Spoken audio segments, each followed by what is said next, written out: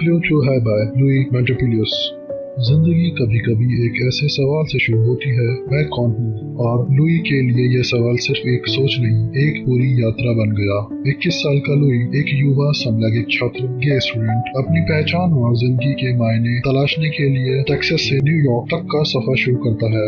यह सफर सिर्फ एक जगह से दूसरी जगह का नहीं था, बल्कि आत्मा की गहराइयों में उतरने की शुरुआत थी। रास्ते में उसे ऐसे कई लोग मिले जो कभी उसकी हिम्मत बने तो कभी उसकी कमजोरी। लेकिन सबसे खतरनाक मोड़ आया जब उसकी मुलाकात हुई गोविंद से, एक चालाक, अस्थिर सोच वाला और भगवान श्री रजनीश का कट्टर अनुयायी। गोविंद की संगत लुई को नशे की अंधेरी दुनिया में धकेल देती है, जहाँ से लौटना आसान नहीं होता। लुई के परिवारजन उसे उस गहराई से बाहर निकालने की कोशिश करते हैं, लेकिन तब तक वह उस रास्ते पर बहुत दूर निकल चुका होता है। उसे कई साल लगते हैं यह समझने में कि वह तो बस वही जिंदगी दोहरा रहा था जो उसके पूर्वजों ने जी थी, बिना सोचे एक पुरानी स्क्रिप्ट को निभाते हुए। अब सवाल यह उठता है, क्या लुई भी अपने पिता निक दग्ग की तरह उसी बर्बादी की राह पर वारिस बनेगा, या क्या अब भी उसके पास लौटने का मौका है? लुईस की किताब फ्लू टू हाई एक सच्ची कहानी है, एक ऐसे इंसान की जो समाज की स्वीकृति, अपनी पहचान और नैतिकता की उलझनों में जूझता है। यह मेमोर LGBTQ+ समुदाय के संघर्षों, उनकी भावनात्मक जद्दोजहद और समाज के साथ उनके रिश्तों को गहराई से दिखाती है।